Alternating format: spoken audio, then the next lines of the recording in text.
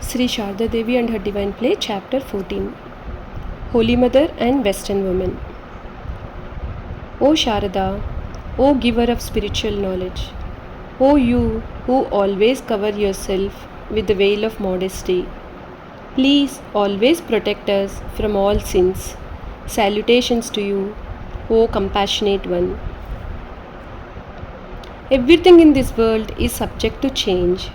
Science and technology are rapidly changing the world, and human beings are adapting to those changes.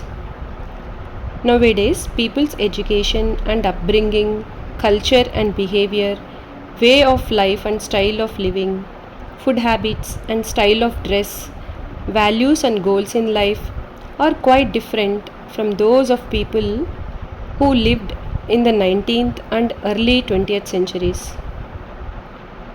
As we study Holy Mother's life, we see that she lived according to the culture of ancient India.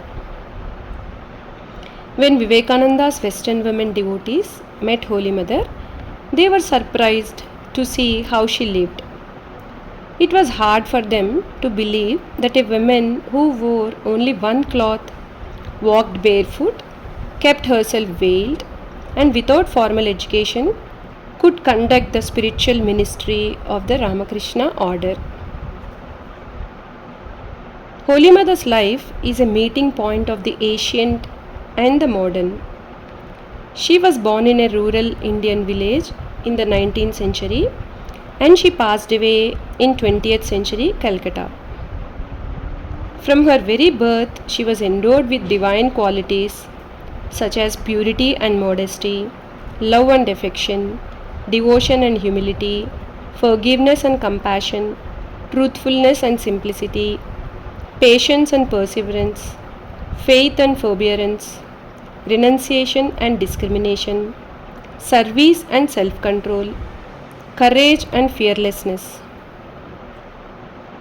During her maturity, she conducted Ramakrishna's spiritual ministry, advised his disciples and devotees, became a mother to the Western women who came to Swami Vivekananda, asked her disciples to learn English and encouraged girls to have a modern education. In Dakshineshwar, Ramakrishna had a vision that he described to Holy Mother. I was in the land of white people. Their skin is white, their hearts are white, and they are simple and sincere.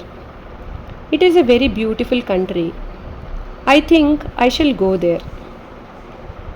Later, when Vivekananda and other disciples went to the West to spread Vedanta and the universal message of Ramakrishna, some Western women helped them immensely.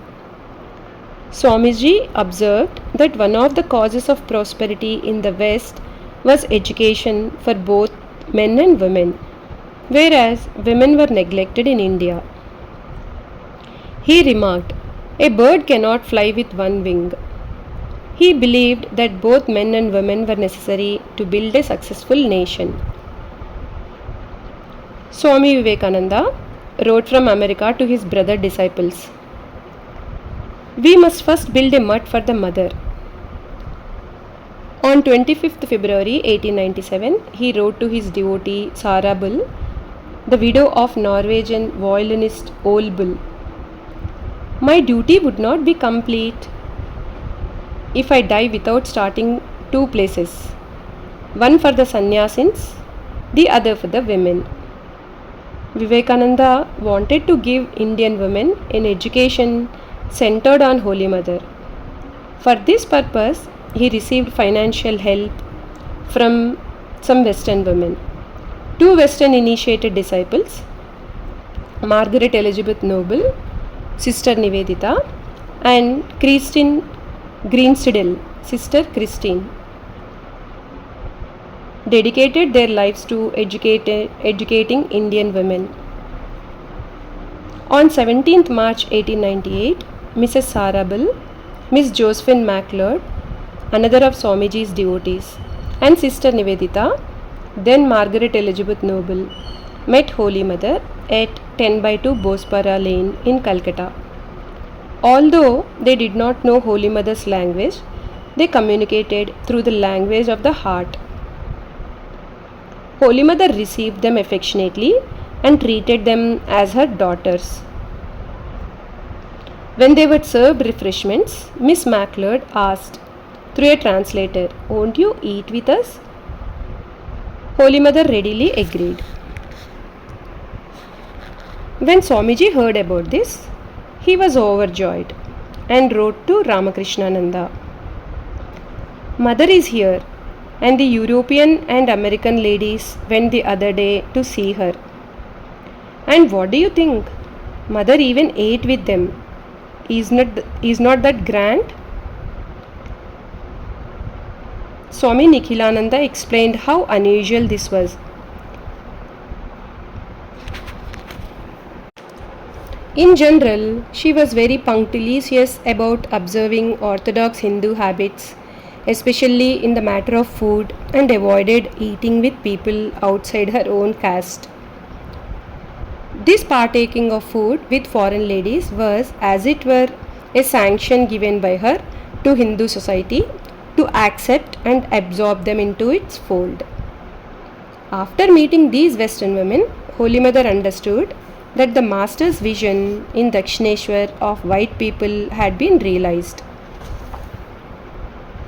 About this first meeting with Holy Mother, Mrs. Bull wrote, "We were the first foreigners to have received permission to see Sharda Devi, the widow of Sri Ramakrishna.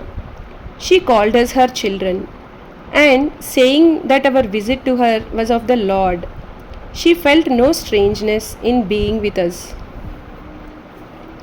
When I asked her to define the obedience to a guru, who in her case was her husband, she replied to the effect that when one had chosen a guru or teacher, one should listen to and obey all his directions for spiritual advancement. But in things temporal, one could most truly serve a guru by using one's best discernment, even if at times it was not in agreement with suggestions given." Jai Ma.